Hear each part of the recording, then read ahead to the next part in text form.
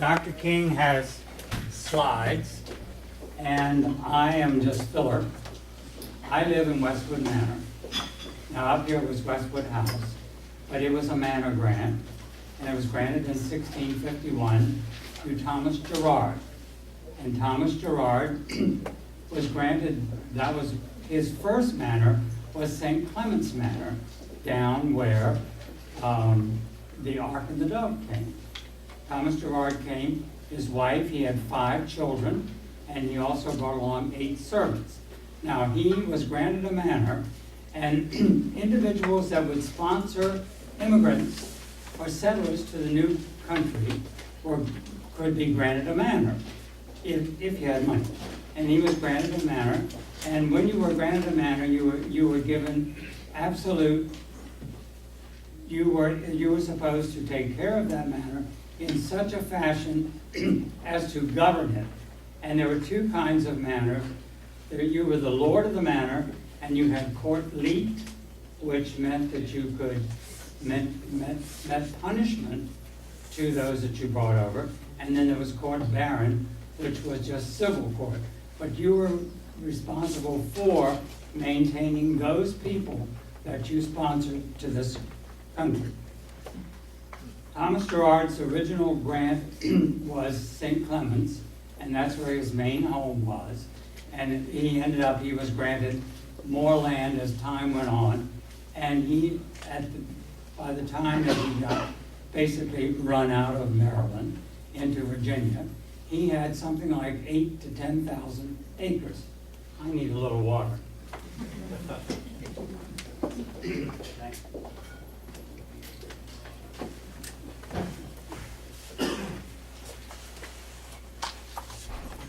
He had 3 manors. Right next to him, there was a manor called Bashford, and that's where his daughter lived at one time. And then up county, which is there at Westwood House, up on the brow of the hill there is Westwood Manor, and there was 1,600 acres granted there at that time. Now, the main thing is, people come to that house and they say, how old is this house? I don't know. We really don't know. The earliest records, there is a thesis that was done at the University of Maryland by Louise Turner on Westwood, and it's called A Maryland Manor in Transition. And she goes through as many different transitions as she can. And mine, I hope, is the last transition. And we tore it completely apart, saved the wood, saved everything that we could, the doors and what have you. Amazingly, there were all the doorknobs and the door locks were there. And the earliest that Louise could find land records was in 1739. In 1739, the place was bought by one, I've got my notes.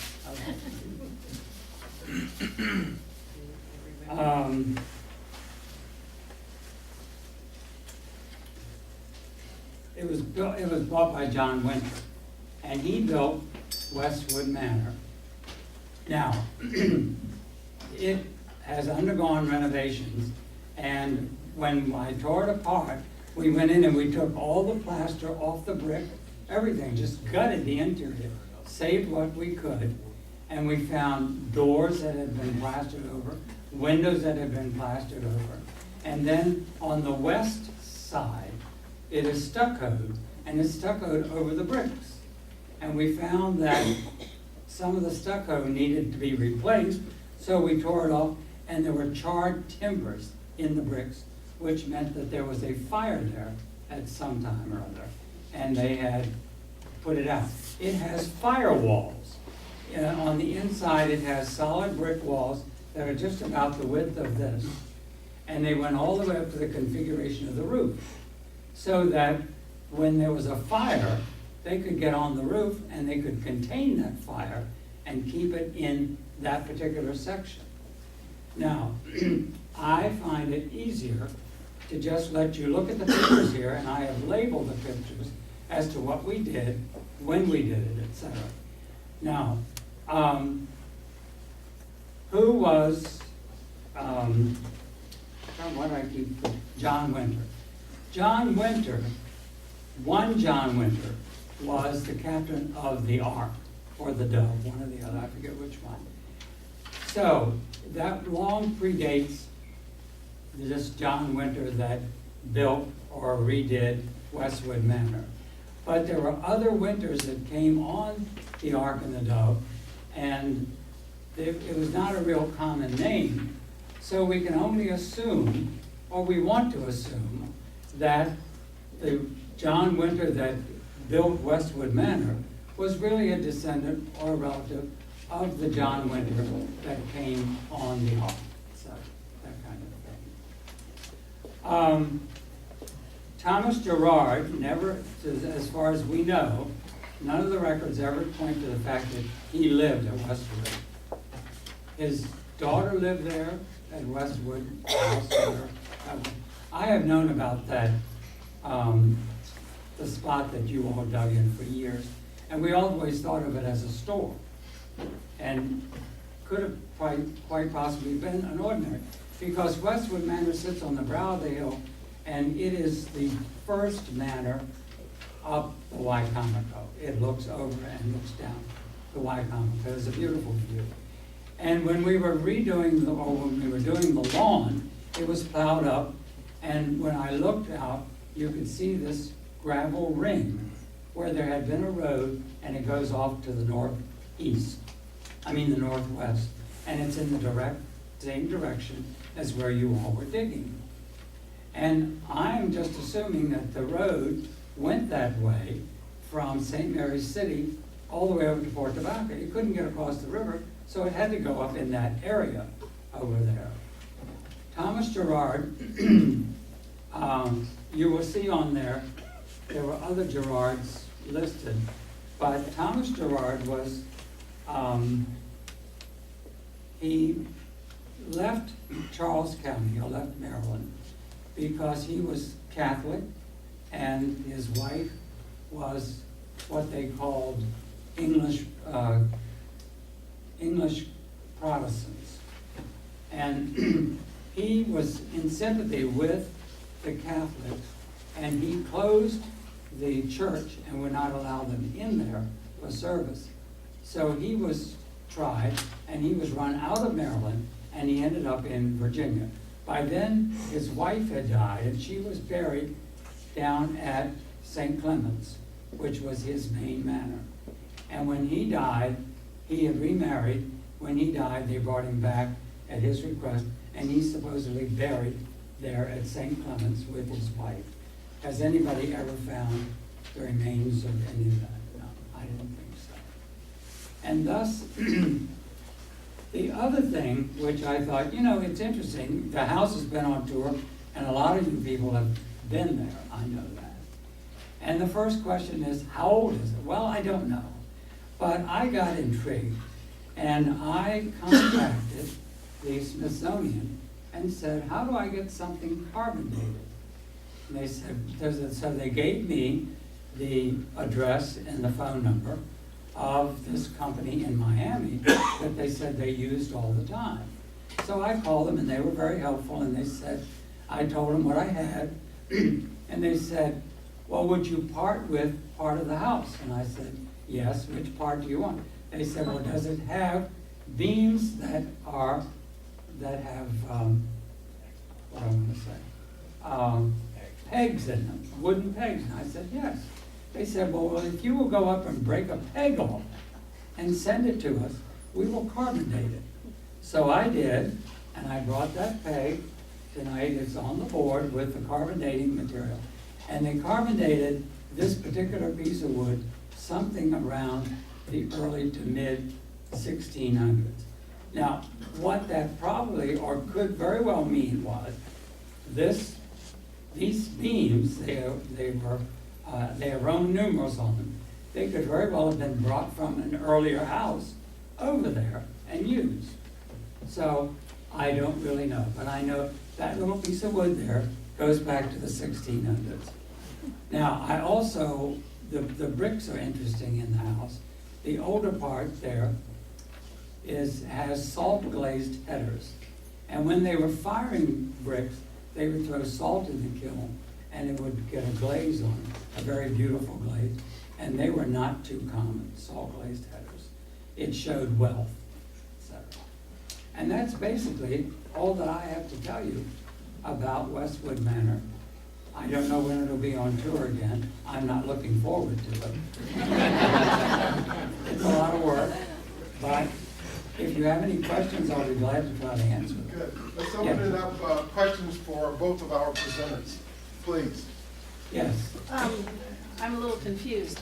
You said you took it all apart. Yes. I'm assuming you put it all back together. Yes. It's brick. It's brick, and we gutted it.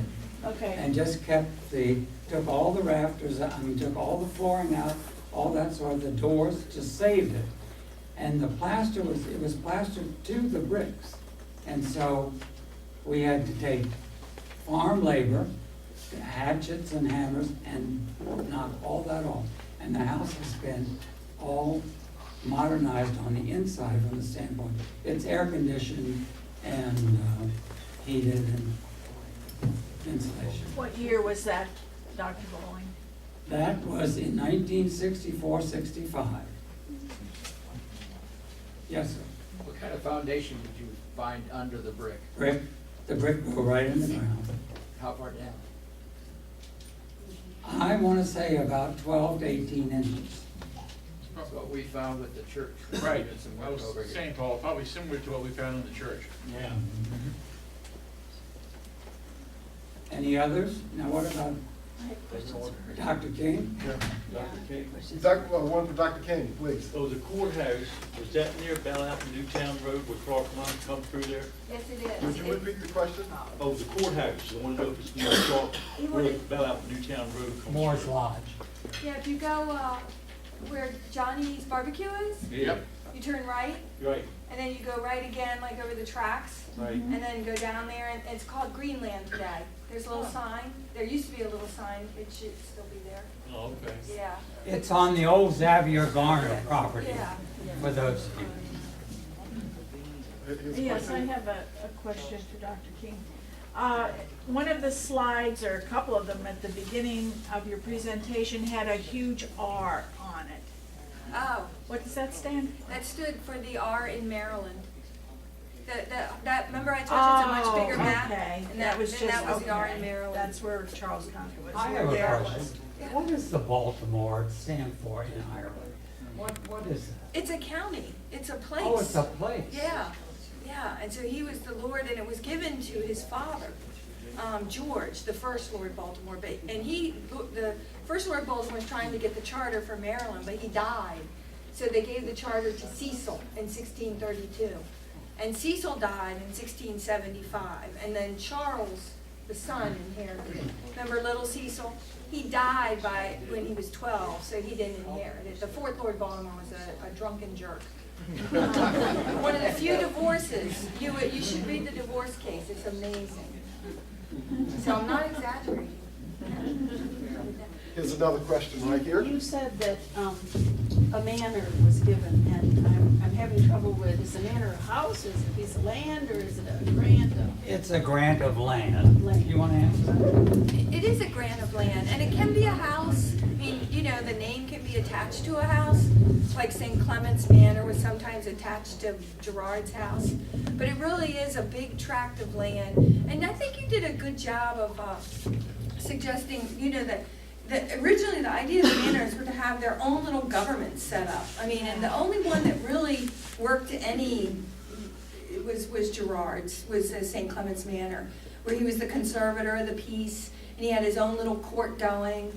But manors, while they worked in England, they did not work there was just so much land. People didn't have to come and be a renter from a manor lord. They could go get their own land. So it didn't really work. But you see, the name Manor attaches to all sorts of properties, like Zekiah Manor. Baltimore still called his property Zekiah Manor, but he knew he wasn't going to have a special little court there or anything like that. The oldest manor in Maryland is West St. Mary's. Where is that? West St. Mary's Manor is right across from St. Mary's City, if you've been to St. Mary's City. It's right across, from there. If you stand on the State House lawn and look across, you're looking at West St. Mary's Manor. So- And there are only a couple on the Wycomico River, and right down the river a little bit and across the hill is Sarum. And Sarum was granted in 1671. Something, I can't remember. 1671, wait a minute, I can tell you. I got it. My notes. 1680 is when Sarum was granted. And so Westwood was the first one up there, then Sarum, and then Wollaston Manor, you know, that's down here. That's more on the Potomac than it is on the Wycomico. It's 2,000 acres. Can I ask a question about Wollaston Manor? Has anybody considered doing any archaeological work before Brookfield Development runs a road right through where the manor was? You're talking to the choir there. Well, you know, I do know, are you talking about Swan Point? Yes, yes. Well, Swan Point, they did have some archaeology that was done there for some requirement a while ago. Back And in the 90s? and more recently too, but I don't think they were on a really early place. No. But, I mean, it's up to what your, you know, your laws and your rules and that kind of thing are. Well, the reason I bring it up is a former member of this church by the name of Ray Brett became the groundskeeper for the common areas at Swan Point, and later was chief of security, retired DEA. So he wasn't very much in sharing things, to say the least. But he did share with me that he found the foundations of what he believed was Wollaston Manor. And I could, you know, if you want to throw a map up, I can show you where I generally think he was referring to. He wouldn't give me the exact location. He didn't want anybody out messing with the site. He thought it should be preserved. Which is a good thing. Yeah, which was a good thing. He may have shared that information with a man by the name of Powers, who I believe Dave still lives. Yeah, Dave still lives in Swan Point. That might give it a better location. But the early plans that Brookfield put together are running a road right through the area where I believe the manor originally I thought was. it was more off of number 6 Green. I'm not sure where number 6 Green is. It's right on the Potomac. If it's on number 6 green, it's gone. I mean, you know how they build golf courses. you Yeah. know. But, you know, I mean, I would suggest you. But it's in that general Oh, area. And if you approach the developer, and, I mean, you know, I do, the kind of archaeology I do is there are two major kinds of archaeology. There's research, and because I'm at a school, that's what I do. I mean, I do research. And then there's what we call cultural resource management. And that's when people go out and they actually help developers and other landowners, like the Department of Defense, for example, to manage their archaeological resources.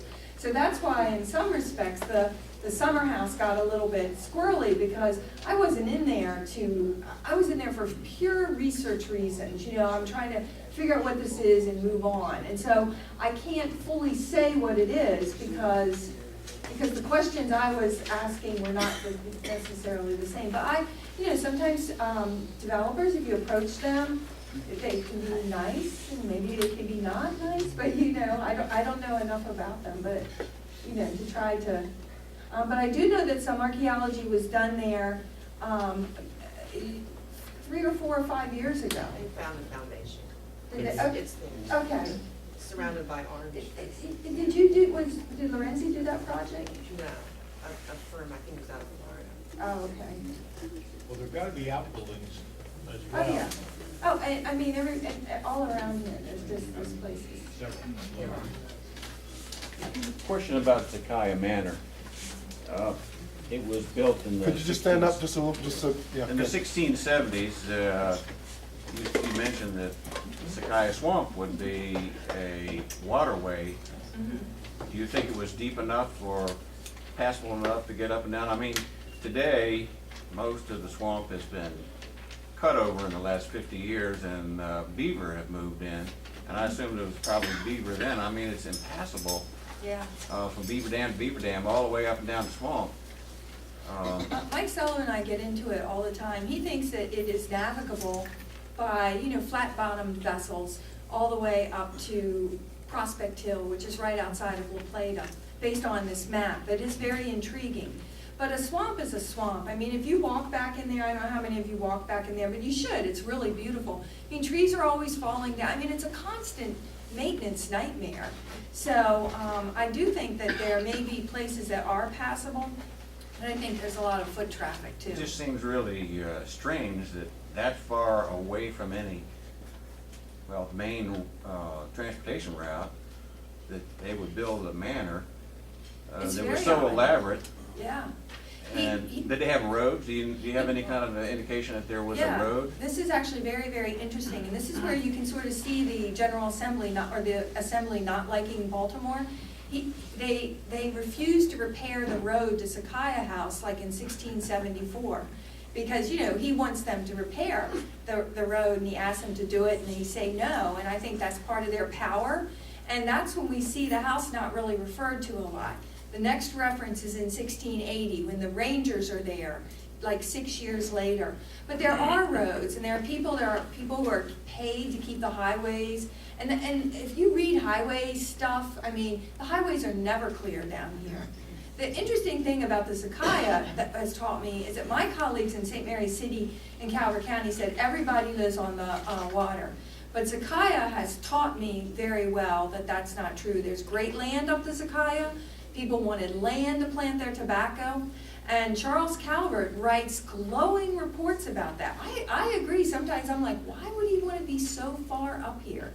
But he was committed to, to being up there. He had 2 manors in Maryland. In Charles County. And one was called Pangayo, which I think is Latin for the beginning of the world. I think that word means that. But anyway, that one we cannot relocate. We know it's somewhere around where College of Southern Maryland is.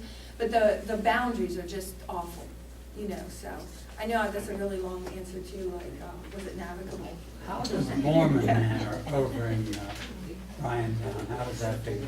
That's another great manor, because that one we know the bounds on that. And we thought we knew where Borman died, and we went and we tested the property, and we found no trace. But it would be great to sort of get on that east side and, do some survey work on that east side. We've mostly been on the west side of Borman Manor. Borman is an interesting character. He's a good friend of Lord Baltimore's. He's land rich, and he's broke. He's one of these people who never has money. It's just a very interesting character, and he's a Catholic. They call him an Indian trader, but I can't find too much about his Indian trading. A little bit, but everybody's trading with the Indians. That's what it's all about, commerce. That's why people went to, that's why they came here, to find markets, stuff to sell and people to buy. So, all right, is it time for lunch? Additional questions? Any more questions? I think, you have a presentation for... Actually, what I wanted to encourage you all to do, if you like what happened here tonight, in your program, in the back was a half sheet of paper. This one doesn't have it. You might know I picked that one up. But anyway, it's like a questionnaire, and it asks, there you go, Mike, great. This we sort of ask you what you like happening here at Christ Church Wayside. We have a great place. We're kind of centrally located here on this peninsula, and we're open to doing things like this. So if you like what happened here today, let us know. And in the middle of the night last night, I thought about these questions. So you just don't listen right now. But I ask that you kind of score our presenters, 1 being low, 10 being the highest mark, and ask if you're interested in doing something like this again, and if so, what topics, if you have another speaker that you would like to hear, another topic on history, or, in other words, if you want to keep this going for a while, we might be able to do another one in a few months or whatever, but we have to know your interest. So please fill this out. You can leave it on the back table as you go out, and we'll collect them, and all we want is to know is what you want, so. My sense is that we've only tapped a larger reservoir of knowledge here, and I see the opportunity to invite both of you back for a follow-up presentation. Yeah. Thank you very much.